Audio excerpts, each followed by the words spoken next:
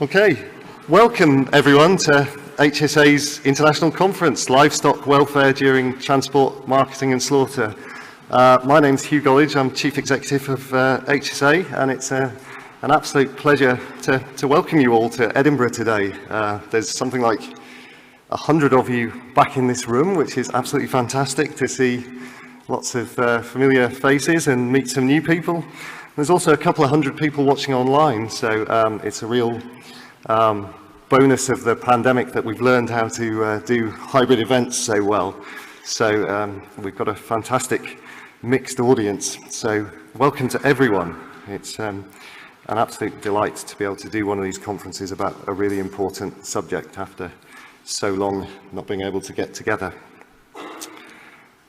I have to tell you a few boring practicalities before we get on to the important business of the day. If you hear the fire alarm, it won't be a practice, it's a real fire alarm, so please leave the building, just go straight out of the door you came in and turn left and assemble outside number 14 Queen Street, which is the British Medical Association. In terms of food and drink, we've got tea and lunch will be served in the library, which is just through those doors over there. There'll be vegetarian and vegan options available for those who want them. If you had more specific dietary requirements and you let us know about it, we should have something prepared for you. Just speak to a member of the catering staff. We'll be having a drinks reception tonight, so please join us for a drink in the library again over there until about 7 o'clock, when you're free to go and explore the delights of Edinburgh. Crucially, that's the Wi-Fi code. If you want to make use of the free Wi-Fi, please do. And if you want to tweet about the conference, the hashtag is HSA2022. Finally, we are taking pictures and video, and obviously this is being live streamed, so just be aware. If you need an attendance certificate, just drop us an email at events@hsa.org.uk and we will send you one. Our sister charity, U4, publishes a series of animal welfare books which you might be interested in, and as part of this conference we have a discount code from our publishers, Wiley Blackwell. So if you want any of those books with 20% off, just use the code VET20 when you go to wiley.com. So help yourself to that discount if you'd like it. And at these meetings I always like to just explain a little bit about what the HSA does for those of you who are new to us. So we are a charity, and we take our mission as improving the welfare of animals farmed for food or slaughtered for food beyond the farm gate. So during transport, when they're slaughtered, in markets, or when they're undergoing emergency killing. And we do that through funding research, education, welfare assessments, and disseminating information through things like this meeting. And none of that can be done without the support of our members and donors. So we're a charity, everything we do is done with money that's donated to us. So if you would like to support us, it would be really great if you'd consider joining the HSA or even donating and giving us some money. And I particularly make the point to those of you who are listening online for free that the only way we can do these online meetings and make them as widely accessible to everyone as possible is if people donate to support that. And it's really crucial to us that we make these meetings accessible to people all around the world who need to hear the incredibly important information that people are going to be talking about today. So do have a think about joining at least. I'm going to get my thanks in early. I'll do this again, but very little of the structure of this conference is down to me. It's down to my amazing colleagues who put this meeting together, particularly Susan, who's done a huge amount of the organisation, and my other scientific and comms colleagues who've put this whole programme together. So big thanks to them. And finally, I have a bit of news about the HSA. Lots of you will know Charlie, who's over there, who's our technical director. Charlie is going to be retiring next year, which is quite a scary thing for the HSA, because Charlie's been the complete linchpin of this organisation for probably more years than he cares to remember. Don't tell me how many. he's going to be staying around. He's going to be helping us out even after he retires because he can't let go. But we do need a new technical and strategic director. So we, as of this morning, are recruiting for that position with the intention that the person who takes that job has a big overlap with Charlie so that we ensure sort of continuity of expertise, shall we say. It's going to be a tough act to follow, but we're very keen to find someone who can continue our work and help us grow the HSA. So if you are interested in that job, have a look at hsa.org.uk/careers. That job should be on there now. If it isn't, it will be there very soon. And likewise, if there's anyone you can share that with who might be interested in taking that role, do let us know. And if you'd like to discuss it, come and have a chat with me later on today or tomorrow. So I think that's about it for my introduction. So it's now my pleasure to introduce my colleague, our research director, Dr. Birte Nielsen, who's going to be chairing the first session. So enjoy the conference and thank you for coming, everyone.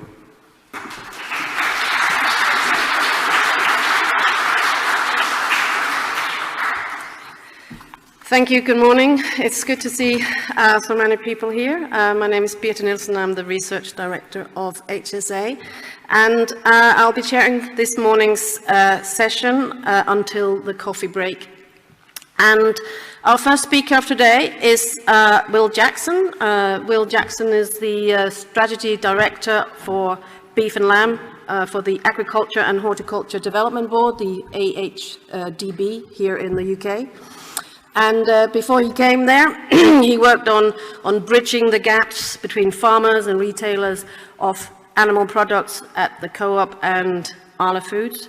And today he will be telling us about animal welfare and meeting the needs of consumers in an evolving market. Please welcome.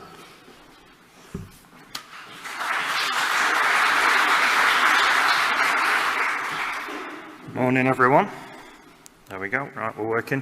Morning, everyone. Thank you for having me today. So, yeah, I'm Will Jackson, and my job at AHDB now. So, AHDB, just for anybody who doesn't know, is the Agriculture and Horticulture Development Board. We collect a levy on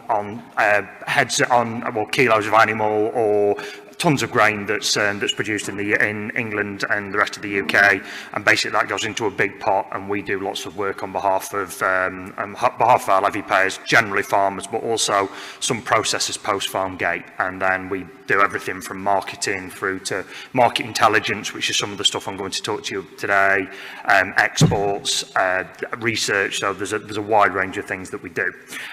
What I'm going to try and concentrate on today is talking a bit about the consumer, and about how consumers are changing, about what some of their wants and needs are, and about how that sits in the context of where we are today. So I'm going to try and kind of bring that to life for you a little bit before you get onto the really clever people talking about science and things later on. So I'm just the starter today to warm you up for it. So I've kind of said that, but what we're looking at is the reputational side of stuff. So there's a piece in here about health, a piece about environment and animal welfare, and all that is to do with trust in farming, trust in food. So I'm going to start with the consumer, and what this is going to be is trying to tell you a bit of a story. So to try and take you through kind of the three areas where consumers are thinking when they're making their choices, and how they eat and what they buy. So we're going to start looking at kind of animal welfare and provenance. The first piece that's just on the screen there at the moment is it's more the macro stuff. So rather than just thinking about meat at the moment, it's looking at kind of the overall feeling that people have about where we are and what their main concerns are. And you can see through several of if you look at the box that's 25 to 29%, that we're starting to see people change. So things like unemployment's dropping down the agenda a little bit. You move up to the next box, and the economies drop down into the 30 to 34% of people that are really concerned. And then as we get further up, the rising cost of food's lifted, but then you get into the most concerned, and you see things like global warming, climate change, and the humane treatment of animals is there. in the top box, which people are referring to as one of their main concerns. This was done in August last year, so there'll be another version of it being done very shortly, and I'd expect it to change around a little bit. So I'd expect the economy to move up into one of the bigger concern boxes, but it just gives you a bit of a feel about where people's concerns are at the moment and where they're sitting. And it's interesting, again, I always find that the humane treatment of animals, in amongst all of those, still sits in one of the box that is the most concerned. So that's kind of the macro picture. If you take it down and we start talking a little bit more about animal welfare and within the importance to shoppers, you can see there what this is saying is, and the second box along is animal welfare. It's really, really high in the claimed importance and sits ahead of provenance. So you can, across the bottom of the screen there, we've got freshness, we've got welfare, and then it's about British local producers, impact on the environment, how it's been produced, packaging. And you can see that welfare sits really quite highly on that. So shoppers tell you that it's one of the most important things when they are in and making purchasing decisions. However, there's a difference between what people claim and then what actually happens, and you can see this, and there's been numerous things done where you'll go into a retailer with consumers and they'll say, right, it's really important to me that it's British, it's really important it's high welfare, all these things, and actually when you check the basket on the way out, that is maybe not quite reflected in what's in the basket. And actually, so they're saying that welfare is of a really, really high importance, but when you look at it in the context of where they're shopping with marks and everything, actually, again, it's price, taste, ease of cook, and they're the things that are the real drivers above everything else when it comes down to it. So and you can see, so the blue line on this chart is important, and the green is most important. And you can see that the British or local meat, and then the ones that are highlighted, then quality assurance and welfare standards sit a long way behind some of the things about price, taste, and everything else. So there is always a difference between what is claimed and actually what's enacted when people are walking up and down and putting things in the trolleys. And that's also true of the wider product choice. So when you take it away from meat and you look at everything across the board, taste, quality, price are always the biggest drivers. So that's as a wide-ranging thing across all products. An important point there, though, is that ethical production does have an important role to play. So 7 of the top 10 categories for importance of ethical production, when that was put in, were meat, fish, poultry and eggs. So when it is kind of spelled that, when it's taken into context, it is still one of the drivers that people are looking for. So, but we've not got to forget that all the time that the macro, the economic, the cost of living and all those side of things are going to be huge drivers in terms of purchase intent. And we see this through the kind of conversations that take place in media and a bit further afield as well. So this chart here just shows you that when we came into COVID, and through this I'm going to keep talking about COVID, because COVID became a bit of a line in the sand where everything changed. We got nice graphs that track really consistency, and then COVID came along and shook everything up. And so this is showing where red meat and dairy were mentioned in the media. And you can see that the line where the blue arrow is when COVID started. So we got all these generally negative stories that were being pushed around, whether it's environment, whether it's health, or whether it's welfare, from a red meat point of view, and they dropped off. And so we've seen that quieten down massively in the period of time since we saw COVID. How long that'll last for, I don't know, and we're starting to see, as you can see towards the end of the graph, it's kind of telling up and down a little bit, but we've seen it a lot less high on the agenda in terms of conversations in the media. And it's probably worth saying again that a lot of the stories that were being pushed in the pre-COVID era were negative. There weren't a huge amount of, isn't meat great? Let's eat more and more of it. So we're kind of seeing that we've seen a change in the way, not just that people are reacting, but also the way it's been reported. So when we look at that and we take welfare into the equation, this is just to give a little bit of an example of some of the things that people are thinking about. So, and you can see some of the areas that are growing there. So there was a concern about separation, and we bear in mind that what we might think of in welfare terms as an industry and what consumers view as welfare can be two slightly different things.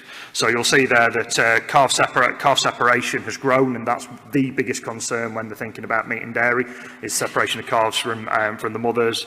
Live exports is something that's grown as well. Mastitis, interestingly, was up there in terms of some of the things that were resonating with consumers when they were asked about the specifics of it. So when we're talking about awareness there are areas that people think of, but they tend to be the areas that have been reported on, so things that people are aware of, and that goes back to the reporting slide I was just talking about previously. And so all of this is from quite a big survey that we did, as I say, that we did at the back end of last year. And so some of these questions had follow-up questions about, okay, so how helpful would it be to have more information? So we asked some questions around labelling, and so would it help if you had labelling on where animals are reared, time spent outdoors, labelling of sustainability? And generally, people were saying, well, yeah, it probably would be helpful. But this kind of then comes back to the question about actually how much information is too much information, and the other thing that came out was the fact that people wanted simple messaging. So it's not about getting really complicated; it's about how that's delivered in a simple way that can resonate and people understand.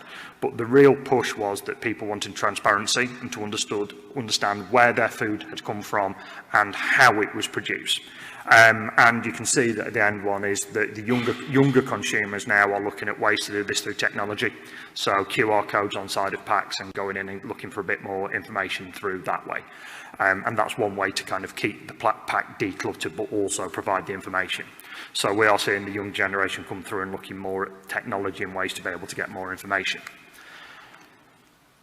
So that's all well and good, but then there are perception and what people think is often very different from reality, and this is just an example of a concern that was raised. So I'm concerned about the use of hormones in farm animals, and we've got a huge amount of people that agree with that as a statement, but then had absolutely no idea that it's not permitted for use in the UK.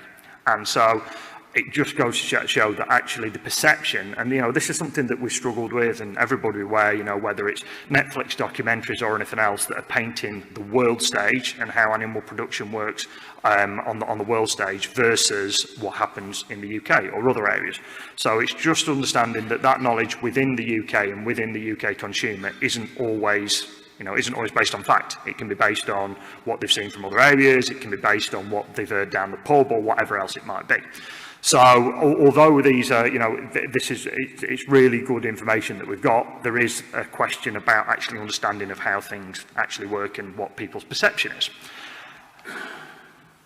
So there are 2 or 3 pillars to this, and this kind of sustainability piece that lies over the top of it's really quite important when we're thinking about how consumers are making their decisions and what is top of their list when they're doing that.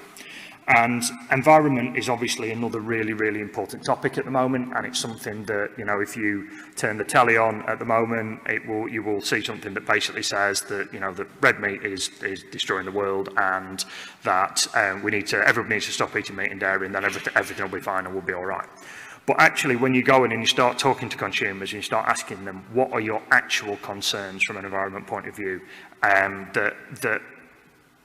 what you see is that comes out, and the chart on the right-hand side of the slide shows that packaging always comes out on top, which kind of always surprised me a little bit when we're talking about it, that from an environment point of view, you've got packaging, food waste, food miles, and before you're starting to get down to even thinking about emissions and that side of things, which is what is used an awful lot kind of in the negative on this side of things, is that there's quite a lot that sits above that, and the use and the plastic element of thing is a really important part as far as UK consumers and what their view on the environment side of things is. I always find that quite interesting, because I would have always come at it from the thought that the emissions and greenhouse gases would be the top of people's worry list, but actually it always comes back to that packaging element of it. And maybe that's because that's something that they feel they can do something about. Maybe it's something that they feel that it's something that they can actively engage in and change. And the other side of it is about the consideration of the environmental impact of the food that's eaten. And you can see that actually sometimes people consider it, but a lot of the time they probably don't, and it's not the driving force in terms of what they're thinking. And I think it's when it's brought up to their attention is when it becomes a bigger piece. And again, so when you take this a step back and look at it, food production in general, and this isn't me saying here, let's not worry about it because food and farming production is a bit further down the list, but you would probably think from the way that it's reported at times that farming and food production is the only thing that is on people's mind and is the only issue. Well, actually, when you ask consumers, and it comes back, you've got industry, air travel, waste disposal, energy, and all these things that are sitting above food production in terms of when they would rank them in terms of environmental concerns. So that doesn't mean we rest on our laurels and that we do and that we don't do anything about it. However, there are other concerns there, and food production doesn't always sit at the top of the tree, which is potentially what you would be led to believe. It's probably worth saying there that if you put it into a vegan and vegetarian cohort, then that actually comes up a lot higher. But that probably wouldn't be a surprise. That when you're looking at that group, that's when you see an increase in the food production being one of the biggest concerns across all areas. So there are opportunities in here, and these are some questions that we asked about trust and about where trust sits within the supply chain. So you can see that the questions are based around, we've got government agencies, food services, supermarkets, food processors, and farmers. And if you look at what comes out of it, then farmers are the ones who are seen as the most trusted within the food supply chain at the moment.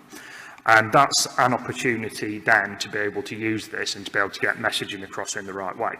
It's interesting that if you flip on the other side of the thing, that government agencies are actually seen as much less trustworthy from a consumer point of view than farmers.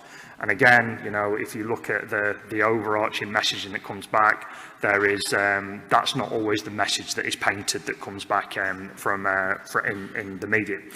So it's an opportunity, and I think being aware of these and where trust does lie within the supply chain is quite important, because then that gives us the ability to be able to maximise our messages and to be able to work out actually where is the best way to be able to put this message forward. Because I think that we probably all agree that it doesn't matter where the message is coming from, as long as it's landing in the right way and it's making a difference. I think that interesting, so the supermarket again, and I think this next slide talks about this, is that actually where does the communication come from? So although farmers are up there as the most trusted side of things in this, and supermarkets sit in second place there, actually supermarkets who have the lion's share of contact with consumers, and that's where they will garner a lot of their information from. So there's a real job to be done here about making sure that we are using those channels in the right way to push the messages forward. And there's some examples down the side there of where retailers have started to use farmers and farming in their adverts and everything else to be able to drive that messaging home. And you've got Morrison's over Christmas with Farmer Christmas and various other things, and a lot of that is to harness this trust in terms of how do we get that message delivered in the right way. And that's not just environment, that's welfare, that's all the messages, and making sure that they come across in the right way. And that's what we do quite a lot of at AHDB as well, trying to make sure that we've got the right messages and we've got them joined up with the various groups. So we'll work with both retailers, processors, and that farm level to try and join that up where we can do. But I always think it's interesting in the best way to get these messages across, because ultimately what we want is we want people to be eating a balanced diet and to be able to make positive decisions about what they eat. And the more information that they can get that's simple and accessible, the better decision making they'll be able to make. And yeah, so some great messages that we can communicate around. So we've got the bit around farmers, 81% agreeing that farmers are experts in what they do, 74% that farmers care about their animals. So 3/4 of people, of consumers, feel that farmers do care about their animals and that they do care about their health and their welfare. 50% agree that British meat has a higher animal welfare standards than meat from abroad. So again, it's a perception thing, but you've got half of consumers thinking that the welfare standards here are better than alternatives. And 65% agree that farmers care about the planet. So it's a little bit lower, but still in the majority of people. And again, it's about how we make sure that we're getting these messages across and we're getting them across in an effective way. But one thing that it does give us is a platform to be able to give those messages and to be able to deliver them. Because if those figures were a lot lower than that, then you're starting from a much more difficult position to be able to nail that. But what we need to be able to do across all the areas is be able to demonstrate that we are doing it and we are taking things and we are taking all this seriously. So this chart basically shows that the percentage of people that are the areas that people are showing that that agriculture should be taking a position on. The left-hand one is the total population, and the right-hand one is the one taken with people who are more concerned about farming. And you can see that when people have got a view on it, they become slightly more entrenched in the position that they want more delivering. But again, you can see that it's plastic at the top of it. You know, it's the general things that you'd probably expect to see at the top after that. Planting more trees in hedgerows. Food labelling, again, and we keep coming back to that right the way through, that labelling, whether it's welfare, environment or whatever, is always a question that gets raised. And then there's the talk in the middle there about net zero. So there's a bit, so, oh, hang on, my slide's not built. So we've got an opportunity here, and whether it's building trust in welfare and sustainability. COVID has changed the way that people are thinking about their food and about food security as well. I mean, we saw at the beginning of the COVID outbreak, there was a huge change in the way that people consumed, especially, and I'll talk about that in a few minutes, but especially in the volume of meat that was being consumed. And what we saw was people reverting to, right, this is, you know, we want mince, we want to fill our freezers up, we want to be confident that we've got the basics for food available to us.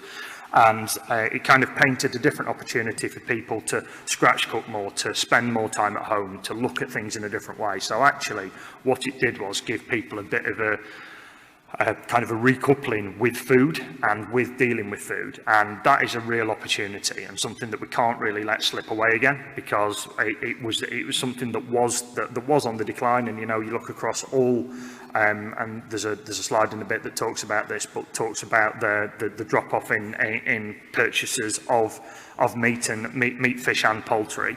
That we'd seen just tailing off slightly. Well, we've seen that reset a little bit, and we've got a background now that we can actually really try to take an advantage of. And with things laid over the top at the moment, and food security becoming more and more of a question with Ukraine and with everything else that's going on, there's an opportunity there to make sure that we're telling our story to consumers in a way that will continue to keep them engaged with food and with meat especially. And so this is there's the two side of it, because the more people are interested in what they eat and what they want to buy, gives the opportunity for the negative messages to come out at the same time. So the more people engage, the more chance you've got of the negative stories hitting home. And as we all know, you're only as strong as your weakest link. And when the weakest link comes out, then that is the one that hits the front page of all the papers and Sky News and everything else as you go through. So we've got to make sure that we are, as an industry, making sure that we are managing that, and that we've been really proactive in making sure that we're demonstrating best practice wherever we can, because we see again and again a welfare story hits and has an immediate impact and gives fuel to the fire for everybody who wants to be negative about the product. And I guess that's kind of these next few points kind of emphasise that really. So it's looking at making sure that we've got the right initiatives on farm. Have we got the right standards? Are we striving towards being better to best practice? You know, and what is that? And making sure that we are looking at the right things and we're not getting sidetracked by things that may be seen as important internally, but actually aren't as important to the wider picture. Making sure that we've got everybody trained. These are all things that you know that are common sense, but making sure people are trained properly. And this is always the thing, you know. So I've worked through farming, I've worked on farms and everything, and I've always said this all the way through is that you've got to assume that consumer's always there. No matter what you do through the supply chain, you've got to assume that the consumer's there, because a lot of the time now they are, because there are cameras being hidden everywhere and everything else. So always got to act so the consumer's looking over your shoulder and do things in the right way. And we've got to look for the easier wins. So what wins have we got? What are the good things that we can talk about as an industry? What are the good things that we can talk about as a sector to make sure that we are constantly on the front foot and giving out the right messages and giving out the positives? Because we can end up becoming too reactive and we can end up waiting for things to go wrong a little bit and then jump in and saying, well, actually, it's not quite like this. How do we take the positives that we have? How do we take the good news stories and make sure that they are really, really being pushed forward and that we're making the most of those that we possibly can? And you know, things are evolving all the time, and all the way through this next couple of days, you're going to be talking about scientific advances, about new pieces of work that are going on, and that is only going to help our cause as we go on. But again, it's then managing to paint that in a consumer type language. The other thing it's important to kind of just understand in terms of the consumer is the backdrop, and so what's happening generally. And there is a hell of a lot happening in the world at the moment, whether it's socioeconomic, whether it's from a societal point of view. You know, we've got all these things going on. We've got climate change, and more and more people becoming concerned about climate change and what they can do to be able to affect it. Cost of living, you know, that is something that's come on more recently, but is becoming a huge issue. And again, it's something that will change the way that people, the confidence that people have, and the way that they then go on and spend their money. We've got pieces around, and I'll talk a bit more about it, but the eating at home, which has become more prevalent again than was previously. And the pressure on from other groups, so whether it's veganuary, whether it's other areas, there's more pressure from lobby groups than there ever has been before. So there's so much for a consumer to look at and think about at the moment. Then sometimes it's a bit mind-boggling for them, and they don't know what to do, which way to look, or how to go about it. One thing that we have seen, there's a couple of things in here. So there's the Brexit vote, which is the line on the left-hand side, and COVID, which is the line on the right-hand side. And what we see at the moment is, as the cost of living increases, consumer confidence falls. And so it's a direct correlation. You can see we saw confidence falling after we came out of Brexit, but not at a huge degree. COVID came and basically we dropped off the edge of a cliff, started to recover, but you can see now as we're starting to get into this area where cost of living is becoming more and more difficult, consumer confidence drops away. As consumer confidence drops away, spending decreases. And that's when people start to look at what's going in their shopping basket, what are they spending on, and it doesn't look as though that's going to abate anytime soon. We've got inflation coming up for double digits. We've got all the pressures that are coming from energy bills and prices and everything. Then it's and that is that's a real challenge that's going to continue. And what we're seeing is that what that means is that basically consumers are becoming more price driven. So they're looking at it and they're saying the top thing that's coming out now, and this is done every month, is one of the main things I can do is reduce the amount I spend on my weekly food shop, reduce the amount on spend on eating out. So that they are the main drivers now, and that's what people are looking at. What can I afford? What can I afford to buy? And things like, so you can, and that has an effect now, as you'll be able to see, is what we saw coming out of COVID was people thinking, all right, local, what can I do? How can I support local producers? How can I support? Well, that's starting to drop away again now. And as cost of living comes up, those sort of things actually become a secondary factor, and the primary factor becomes about cost and about how people can just pull that cost back into a place. And what we see here is then people start to think about things in a different way. So they'll start looking for value more. So actually that bit about price focus, what's a value for money? You know, how can we stop having as much leftovers? How can we put less in the basket? Looking at scratch cooking, and I mean, so there are two sides to this. There's the reduction in the thing that people buy, but then there's also people thinking, actually, I probably need to scratch cook now, and we need to start cooking and making it cheaper, which again, actually is an opportunity if you're getting the right products in front of consumers. And snacking and convenience, they will, and that's kind of eased back a little bit, but you are, again, you will see people, if it's getting really tight, skipping meals and snacking rather than having what we would say is a traditional balanced 3 meals a day. We're seeing meat reduction, so there is still meat reduction going on in the background. That 25% is the amount of people that have cut back on red meat in the last month. The 3 main drivers for it are health, environment and expense, but health is the main reason. So when we talk about people reducing red meat consumption, we can talk all we want about welfare, about environment, everything else, but human health and their health is the thing that is the biggest driver in terms of people reducing meat consumption. I'll flick over this a little bit because we're short. I'm getting towards the end of my time now.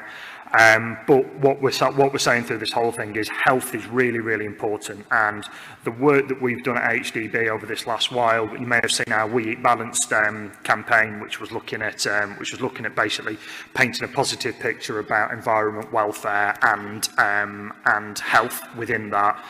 Those health messages are really, really important to make sure that people continue to be engaged with meat.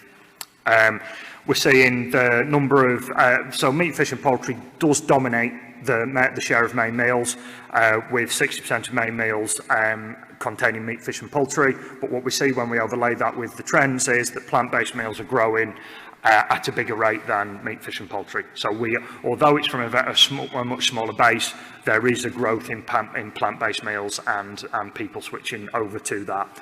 And people who are taking up a flexitarian diet. So flexitarian the definition is people who are eating less meat on the basis of their health. And we've seen, and in flexitarians, 8% are more likely to be concerned about health than the average customer. Again, COVID impact here shows that actually there was a huge drop in flexitarian diets when it came back out, when we came through COVID, but that's just starting to creep up again now. And I guess the other thing is that in-home consumption is still raised compared to pre-pandemic levels. So we were seeing that actually that it stayed higher than it did do people eating in the home than before the pandemic. And so we're seeing a little bit of retention of that and people eating in the home. And what we're seeing is convenience and fewer bigger shops and a slowdown in promotions are beginning to revert back to where they were. But what is staying is online, takeaways and value for money. That's going nowhere. Those are the trends that are stuck through after the pandemic. The one thing, and this is, if you take it back, so this is 3 years versus now, because the last 2 or 3 years data has been quite, been up and down a little bit, but we are still seeing that reduction in meat consumption overall. So volume versus 3 years ago, we're seeing pig meat about stand on, a small drop for beef, but lamb is down about 10 or 11%. And I guess I'm just going to flick through to my last slide now, which is that we've got the ability to be able to satisfy consumer needs, but what we've got to provide for them is versatility, taste, meals that are quick and easy. But we have to. The key thing in this is we have to give them permission to eat, and permission to eat sits around that health, environment, and welfare. And welfare makes up a huge, important part of that as its entirety. And I think that's me just about at the end of my time now, so I will stop there. So thank you very much.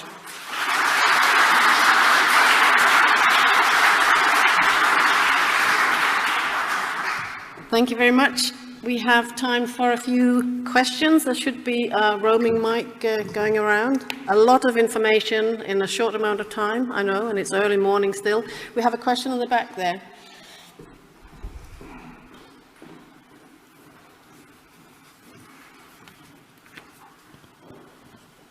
Thank you. My name is Dorte Schrøder-Petersen from the Danish Technological Institute. I have a question because when you ask into animal welfare to the consumer, do you ever consider to ask whether they know how the animals are slaughtered, or how they, if they are concerned, how they are on the last day of their life when they go from the farm to the slaughterhouse? So I'd say generally. So we see this thing with a lot of consumers, where actually consumers don't want to equate an animal to what falls onto their plate. So there tends to be, and instance, so I worked at Co-op previously, and we went through a whole thing at Co-op where we changed our packaging so there were no pictures of animals on the front of it. It was pictures of meal solutions, because a huge amount of people wanted to separate the fact that they were thinking about animals when they were actually eating their food.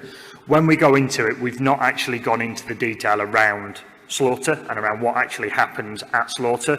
We know that from the conversations that we have with people, that people are concerned that everything is done right through the thing, and what they take a lot of the time is the trust that the system works, and that unless they are told otherwise, they believe that things are being done in the right way. And you know, that's what, and a lot of that for consumers sits under potentially where they buy their product from as well.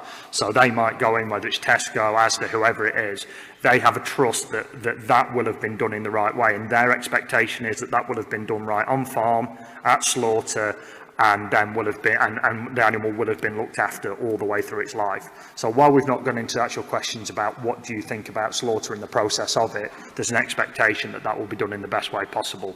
But I would say a huge amount of consumers don't want to think about that bit. They just want to know that everything was all right and that they've got a nice thing to eat.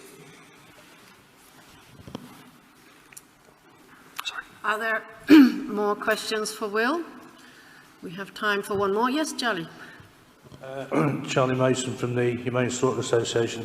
I was interested to see that slide on consumer confidence, and I just wanted to ask you, how do you quantify and measure consumer confidence? What parameters did you use?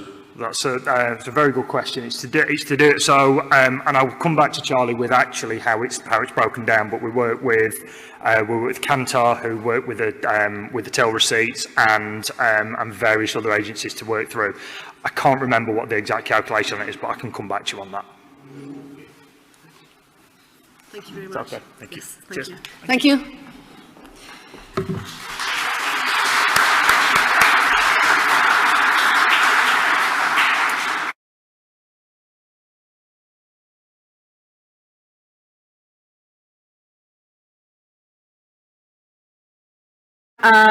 Anika Lücking and Karen von Holleben, who will talk about movements after captive bolt stunning.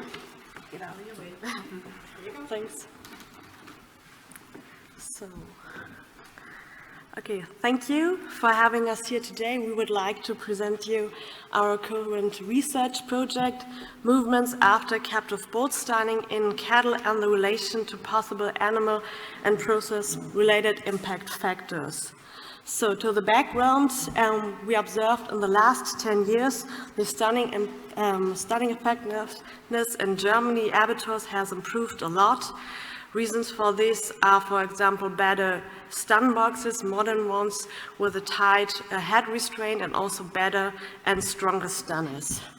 But nevertheless, we observed in our daily practice that there's much confusion with movements regarding to stunning effectiveness. The movements are often followed by ban of pithing in 2001. And which regard to movements are more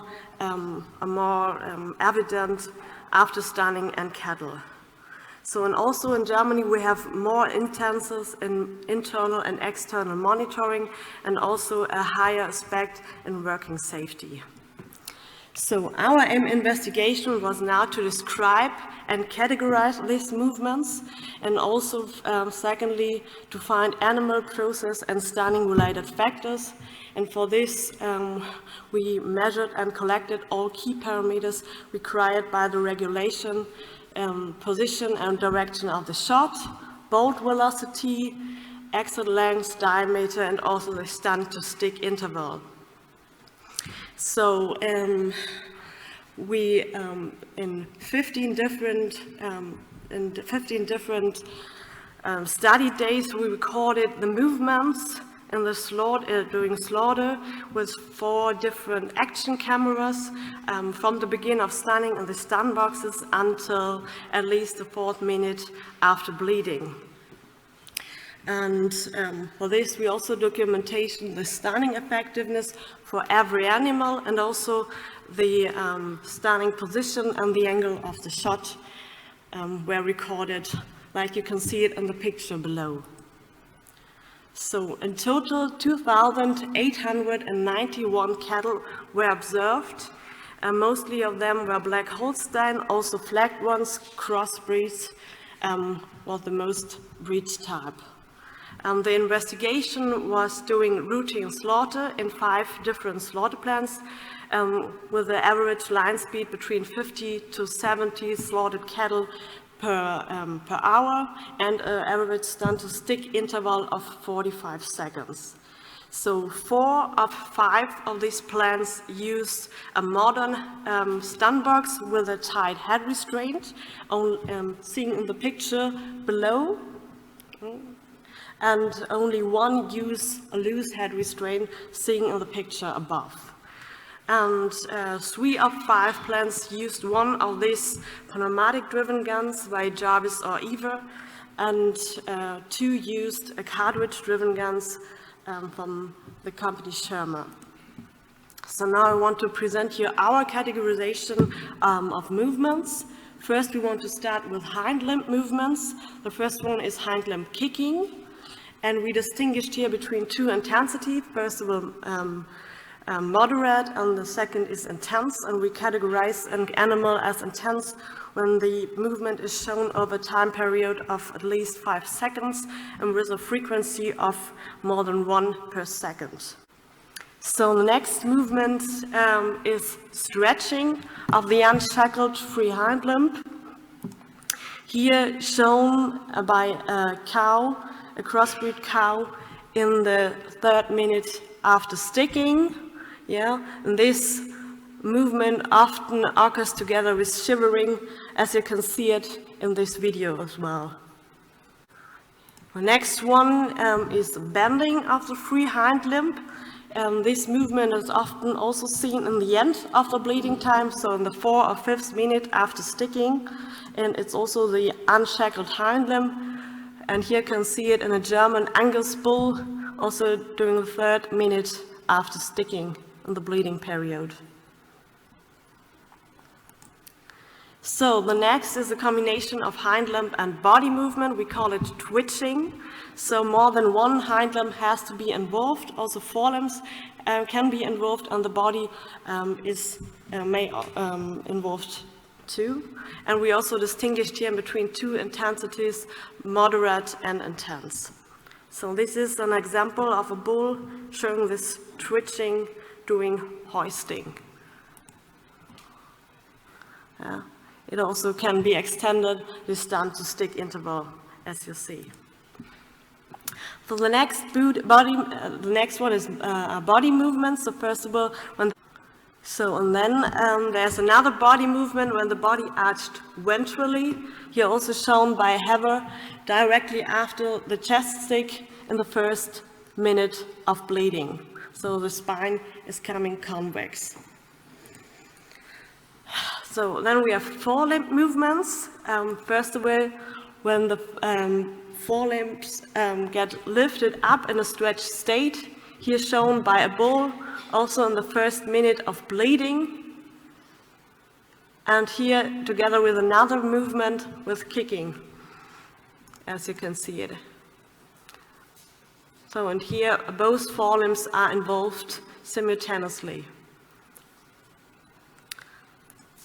And then there's also a possibility that the front legs are bending, shown in this cow in the 4th minute after bleeding, after sticking, and here in an alternating way. So these are our categories of movements.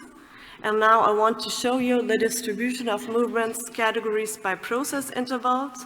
And in this diagram, you can see that kicking is observed from the beginning, landing, until at least the 4th minute of bleeding. Twitching we mostly observe during landing and hoisting.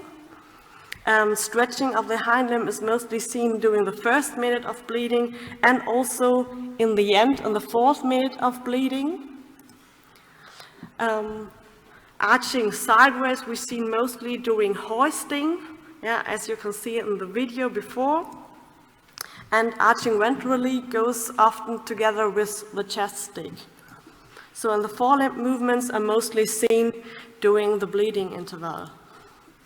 Then in this diagram, I will show you the number of movements observed in the process intervals, and you can see in this diagram that the most movements are counted during the 1st minute of bleeding, followed by the chest stick.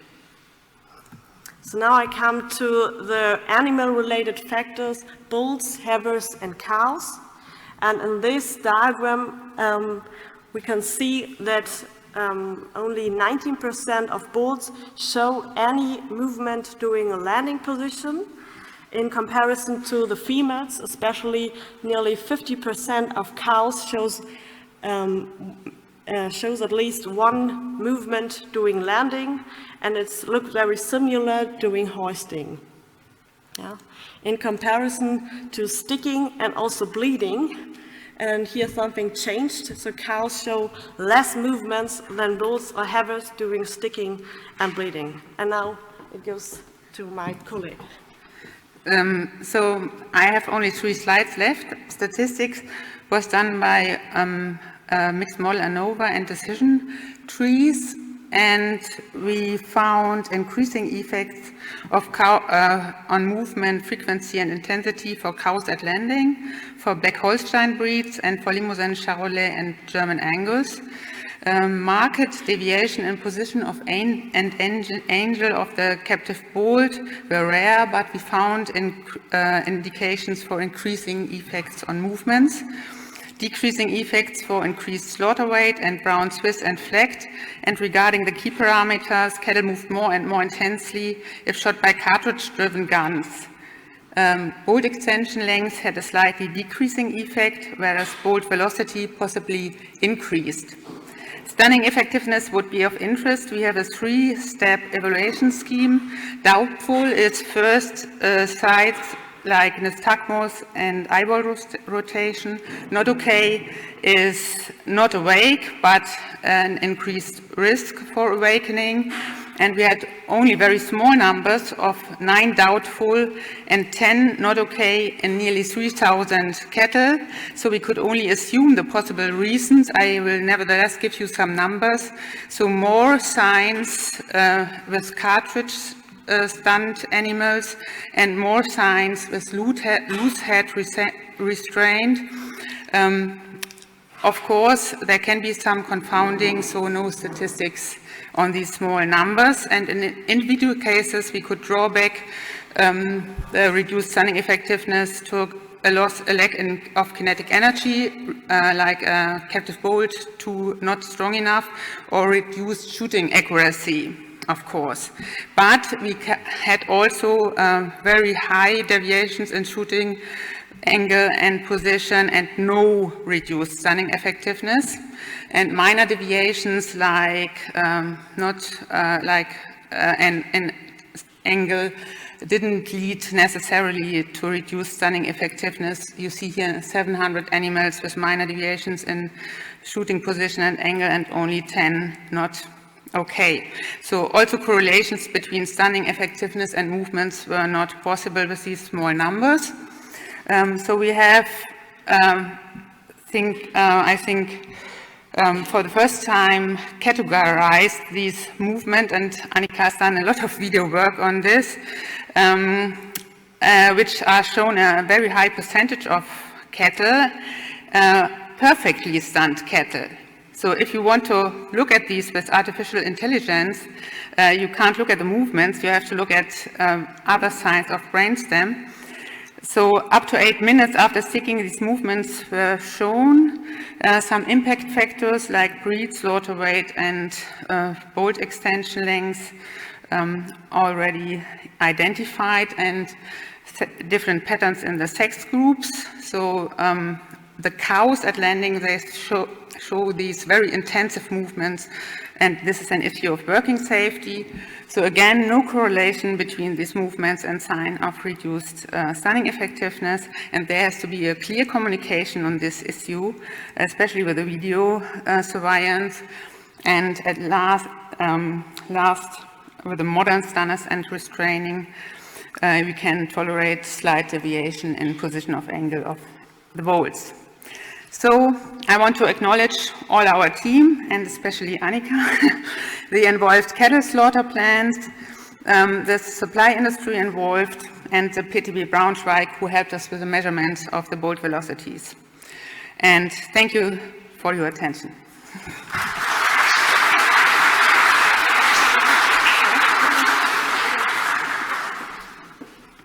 We are running out of time. If there's a very, very short question, I will take it. If not, I will say thank you again. And we will go on to the welcome to Kate Fletcher, who will talk about a systematic review of equid welfare at slaughter. Sorry.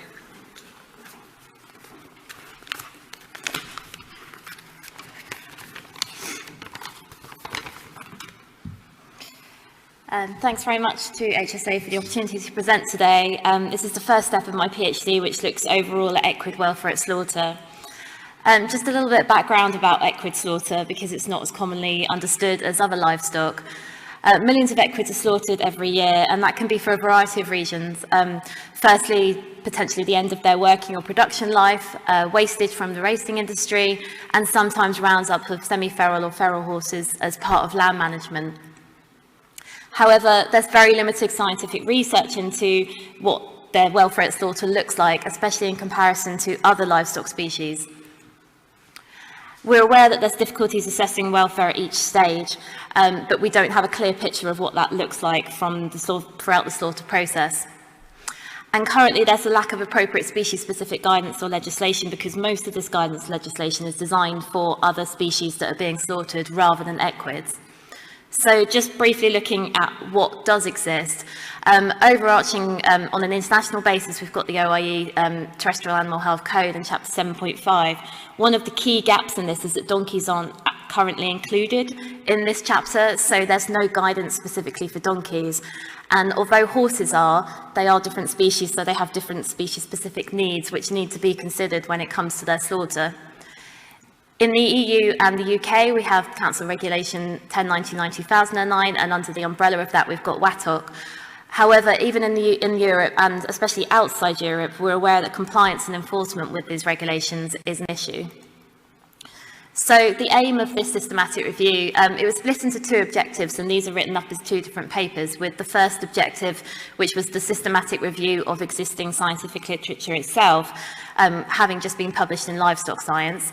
And the second objective was really to evaluate what reliable and valid animal welfare indicators existed, and to determine how feasibly they could be applied to assessing equid welfare at slaughter if we consider that there's very little literature that currently uses those. So can we either use them from other livestock species, or can we use indicators that have been used for assessing equid welfare at different scenarios and comparable situations?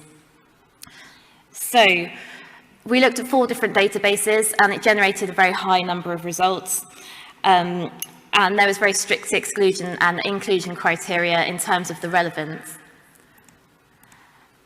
So just to very quickly go through these, then the initial articles were screened, a percentage of those by 2 different observers, with the inter-observer reliability tested, and then because that was found to be in high agreement, then 130 articles were assessed in full, and further articles identified through peer networks. And in total, there was 105 articles deemed eligible for inclusion. So just to go on really to what these showed, but initially I wanted to just compare. So the estimates of how many horses and donkeys are slaughtered across the world, these are estimates from FAO stat, and it doesn't necessarily include unreported figures of slaughter, and also things like illegal bush slaughter, which is a big issue for donkeys in parts of Africa as part of the traditional Chinese medicine trade, where they slaughter them for their hides. But if we go on what is reported, then we can see that the top 5 producers of horse meat and byproducts is China, Russia, Kazakhstan, Mongolia and Mexico. And for donkeys, we're looking at China and West Africa, so countries such as Mali, Senegal, Niger and Mauritania. Although some countries in West Africa have banned donkey slaughter since these figures in 2019. If we look at the figure on the bottom left, this is where the publications that were included in the systematic review, where the research was focused, and we can see the discrepancy between where the highest or most prolific producers of horse and donkey meat are, and where the research is currently being conducted or published. So mainly it was in North and South America, with studies done after the 2007 US ban on commercial horse slaughter, seeing a higher number of research done in Mexico and Canada, where horses are now exported for slaughter, and then Europe, UK and Australia. So it could be that research is conducted in other countries, but it's not published, either due to an inability to have that as a possibility or the resources available to publish. However, what's really concerning is that the highest numbers, where millions of horses and donkeys are slaughtered each year, we don't have an accurate picture of what that looks like and what level of welfare compromise they're potentially experiencing.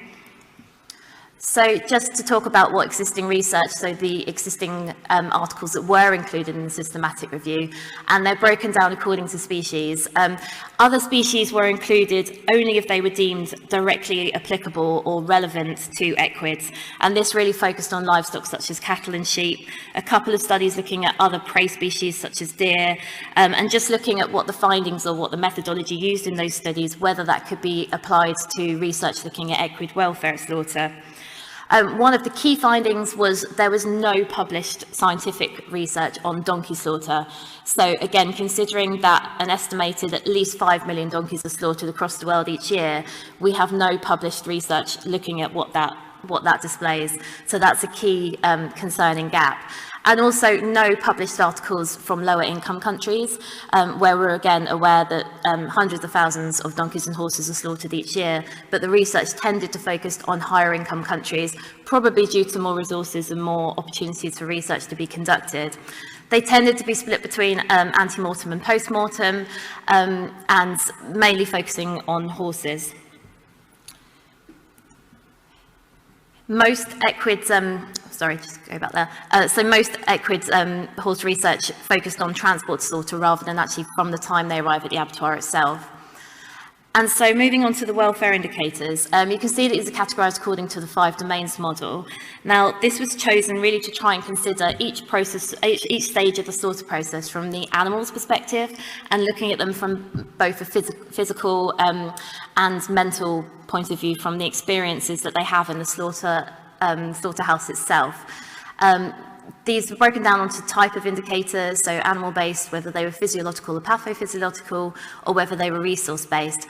And in total, there were 107 indicators identified from the literature itself. Some of these were not validated in equids at all, and some of them were evaluated in equids in different situations, but it was looking at what could feasibly be applied to assessing equids welfare at slaughter, and a total of 39 were considered feasible. And they're shown a little bit more detail here and what stage they were validated. Again, you can see that because the majority of any equid slaughter related research was really looking at that transport to slaughter rather than when they actually arrived at the slaughterhouse themselves. So most of these indicators were validated or had been used at that stage rather than through layerage or pathology. One of the key inclusion criteria for the indicators was that they would be non-invasive. This is partly due to being able to apply them to feral or semi-feral equids that can't be handled, and also due to that consideration that we're dealing with animals in a highly stressed situation already, and to potentially start then taking hematological measures would then exacerbate that stress. The other point to make is that any that were validated at a pathology stage, at a hematological stage rather, we would be using at purely a pathology stage, but that does mean that looking at the lack of control group or a lack of a baseline might then affect whether these indicators are feasible going forwards. And finally, another point to make is the mental state indicators arguably can also be transferred to other domains, especially when we're looking at measuring pain. However, it was included in the 5 domains model because we want to include that emotional experience of the animal to be able to measure the level of stress they're experiencing. So, in conclusion, there's a massive lack of research, scientific research published on equid welfare at slaughter, particularly in those countries where it's most prolific, and particularly for donkeys and in lower income countries, and in comparison to other livestock. We're aware that welfare is potentially compromised at all stages of that, but we need evidence of what that welfare compromise looks like in a range of countries, contexts, situations, and crucially different slaughter practices. So whether they're being used non-stun, penetrative captive bolt, non-penetrative captive bolt, blunt force trauma, which is used in parts of Africa, or in the UK where we're using rifle. So we're aware that the current guidance isn't necessarily fit for purpose, especially if we consider that donkeys aren't included, and it's designed for species other than equids, and they have very complex species-specific needs.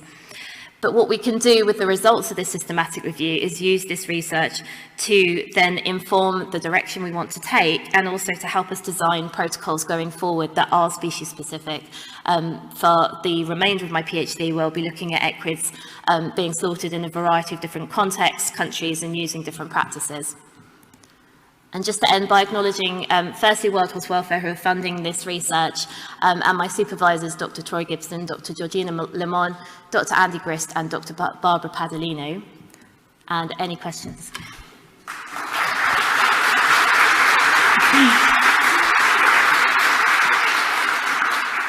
Thank you very much. Are there any questions? Kate? Yes, here. There's a microphone coming. Thank you for a very interesting talk. I know there's differences between horses and donkeys, but what are the specific differences that are important at the time of slaughter? Sorry, I should say Jimmy Turnbull, University of Stirling. So things like the different morphology of the skull in donkeys and horses hasn't been looked at, mainly due to the lack of published research in donkeys. So the guidance surrounding different methods of slaughter for horses is mainly based on kind of non-empirical data, and not being able to actually examine that from a pathophysiological point of view. So we're not sure what the difference is and what works for horses, whether that works as effectively for donkeys. And so we really want to examine that from a morphology point of view, from a behavioural point of view, and being able to look at what is the most effective method to use.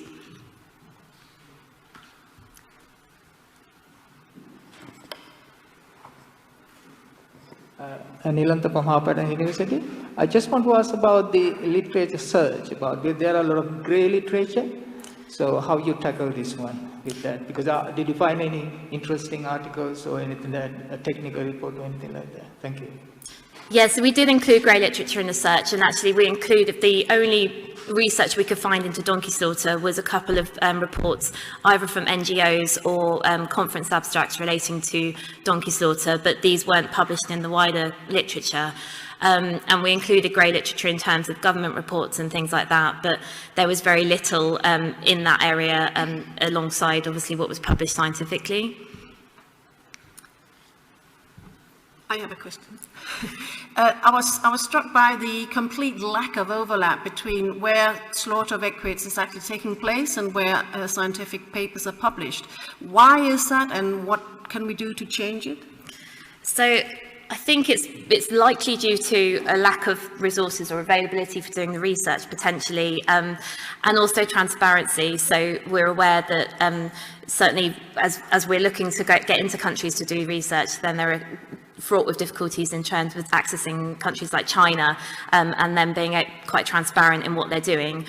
So it could be due to that. It could be due to certainly the lower income countries not having the capacity to be able to maybe do the research in the first place, but certainly to publish it. So we want to address that and make a point of visiting those countries so that we can try and address that gap. Okay, I just want to ask on the stunning methods. I didn't get them for language issues, so you captive, bold, penetrative and non-penetrative, and what was the other? Sorry, can you repeat that? Which stunning methods were used? So penetrative and non-penetrative captive, bold, and you... And also, so in the UK, horses are slaughtered with .22 rifle, whereas in Europe and certainly South and Central America, they tend to be slaughtered with penetrative captive bolt. And there was a couple of papers that looked slightly more historic that looked at non-penetrative captive bolt, but there's been no research into things like blunt force trauma, which we're aware is a commonly used method where they don't potentially have access to captive bolt in other parts of the world. Okay. Any more questions? If not, thank you very much, Kate.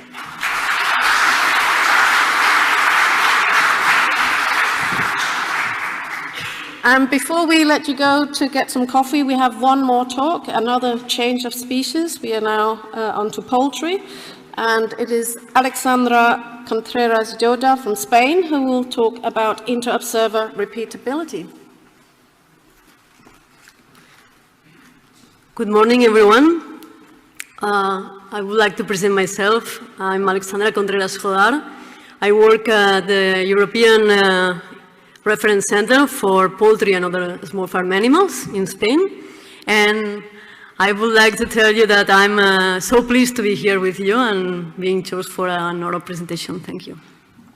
So, just as a background, say that in poultry there are two main systems that are commercially used for stunning in broiler chickens. That is the electrical water bath and the controlled atmosphere stunning.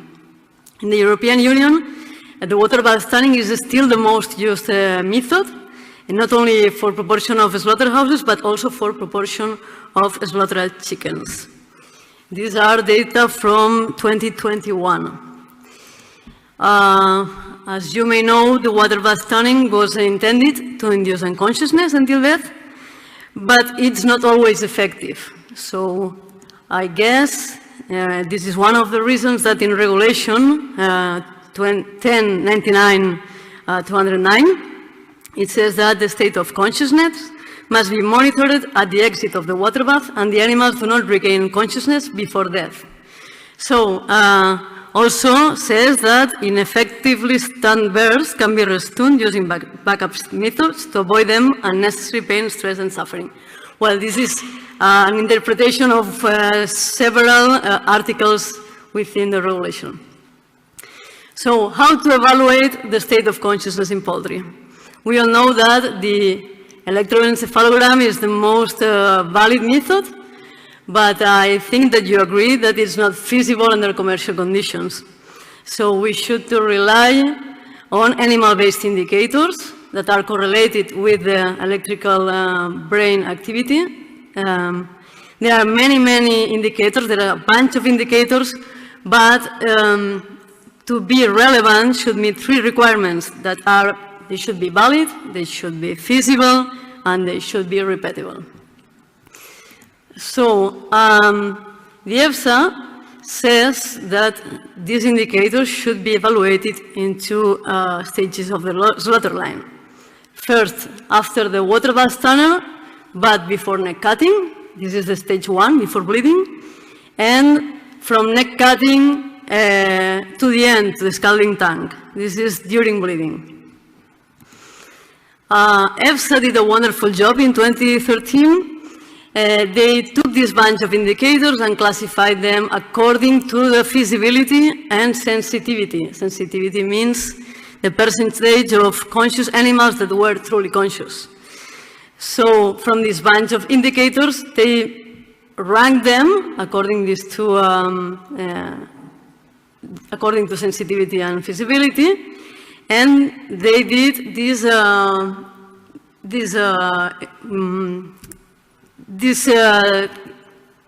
this classification, sorry. They classified in main animal-based indicators and the optional ones.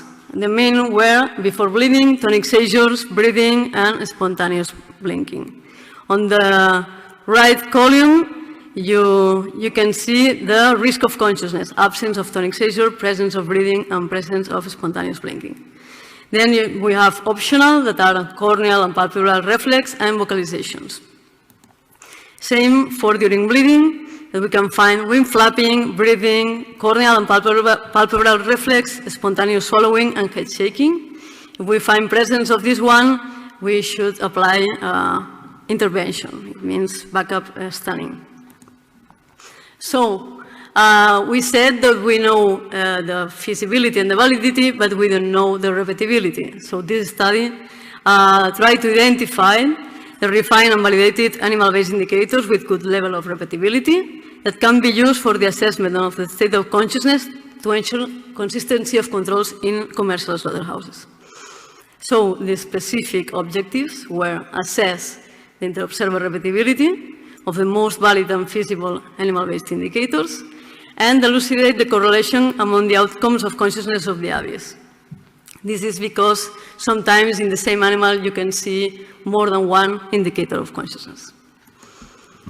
So we assessed 6 different slaughterhouses across France and Spain that were using waterbath stunning as a stunning method. You can see that it reflects a certain variability in terms of water bath length, birds in the water bath, exposure time, line speed, mean time from the exit of water bath until bleeding, and bleeding method. And of course also the electrical key parameters. To assess the inter-observer repeatability, 3 trained observers and 1 person was randomly selecting the birds by pointing with a laser, with a cadence that everybody could follow.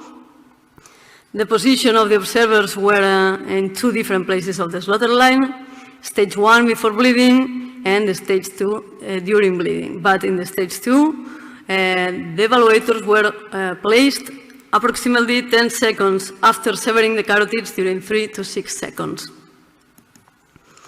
Before bleeding, the most valid and feasible indicators according to EFSA were tonic seizure, absence of tonic seizure, breathing, spontaneous blinking, and vocalization.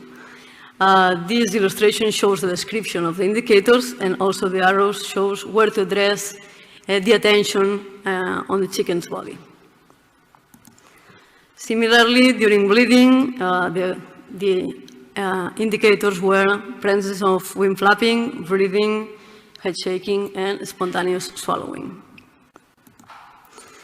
So this is the toughest part, but it's the most important to understand the results of this study.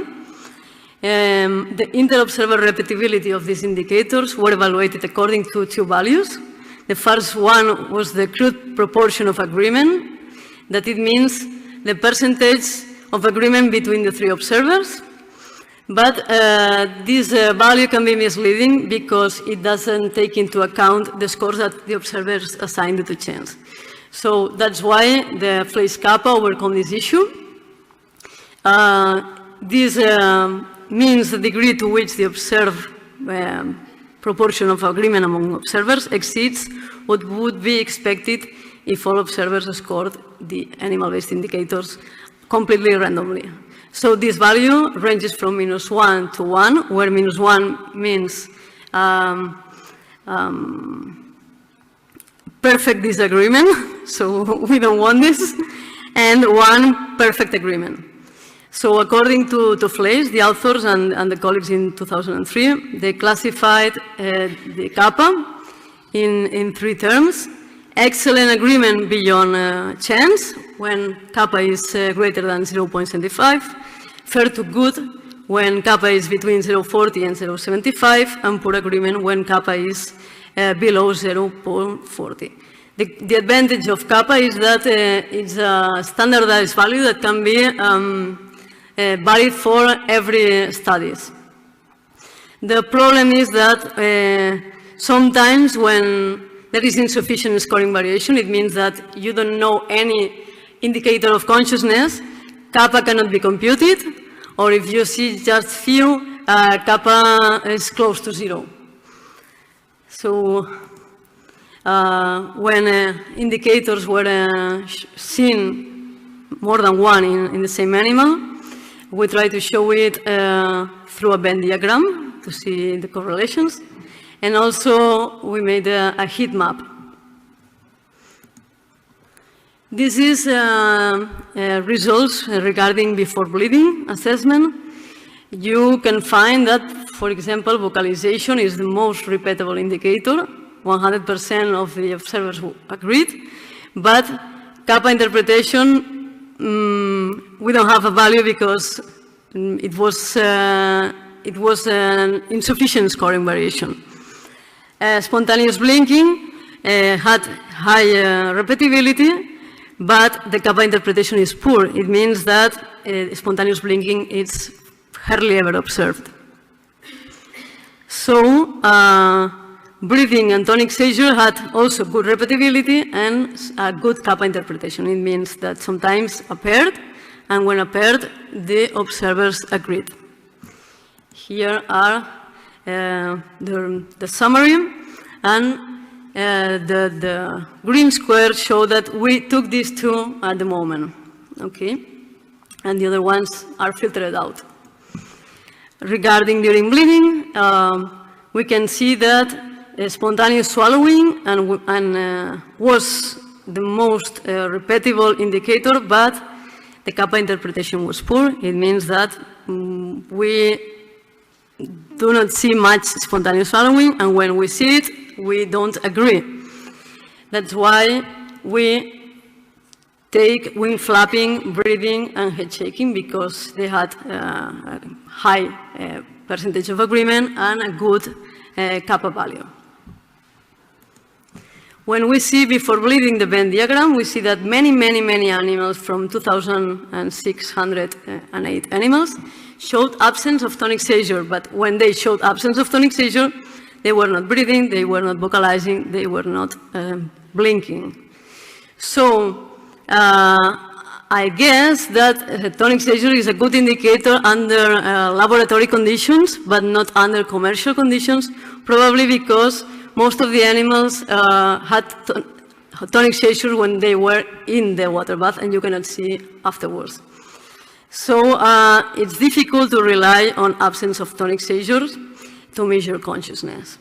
So from these two, breathing and tonic seizure, we remove tonic seizure as well. During bleeding, we see that breathing is the most observed indicator, and so is head shaking and wing flapping, and the most observed combinations are breathing and head shaking and breathing and wing flapping. Spontaneous swallowing is also there, but you can see that can be masked. If the animal is head shaking, you cannot see spontaneous swallowing, and when it's wing flapping, you cannot see spontaneous swallowing. When we check the heat map, we corroborate this because spontaneous swallowing is not correlated to any other indicator. Blue color means that are positively correlated, so it was as expected. So as conclusions, this study serves to identify relevant animal-based indicators that can be used for the assessment of the state of consciousness in commercial slaughterhouses. From the indicators that EFSA recommended, we suggest to remove tonic seizure under commercial conditions and add wing flapping, although it was not assessed because sometimes many animals were run, escaped the water bath, and you could notice it because they were wing flapping at the end of the water bath. And spontaneous blinking, we can move it to optional animal-based indicators. During bleeding, this is the original one from EFSA, we suggest to put head shaking on main animal-based indicators. Another conclusion is, as we all were trained trained observers. We think that repeatability at detecting indicators of consciousness can be increased by better training, and surely is a key point to control animal welfare assessment at the slaughterhouse. We want to acknowledge the veterinary services that allow us to carry out this study. They help us selflessly, and I want to also acknowledge the team, the slaughterhouse team from the IRTA, and also thank you for your attention. If you have any question, I will be pleased to answer. Thank you. I have time for questions. Yes. Thank you very much, Alexandra. Do we have any questions for Alexandra? Yes, Carlos. Gracias por la presentación, muy impresionante, muy interesante. So I was wondering, how did you gather all that data? Was it purely through human observation? Did you use any traditional cameras, and did you go through all the video recordings, video footage, or did you apply some, I don't know, some AI, some computer vision? When you were presenting, I was thinking, hey, how useful could be this tool for us? Because many people don't have enough knowledge to detect these indicators of consciousness. We did observing, but sometimes it's not easy because the animal is moving or it's in ventral position, or it's difficult to see. So it would be wonderful, your tool, also in chickens. Thank you. If you see wing flapping after bleeding, it may be because the spinal cord is severed by the cutting, and then it's not a sign of unconsciousness. Did you take that into account? As far as I know, the spinal cord is not severed, only the carotids. Yeah, it may be accidentally if the cutting machines are not adapted correctly. Okay. Or if there's a huge difference between the chickens in size. I think that we're not severed the spinal cords. Okay. But maybe deserve attention. It's good to know that it can occur. Thank you very much. Thank you. We have run out of time, I'm afraid. Sorry about that. I'm sure Alexandra is here for the rest of the day, and you can ask more questions. So there's now a coffee break. Coffee is in the library next door, and I would like to ask you to come back here again for 11 o'clock.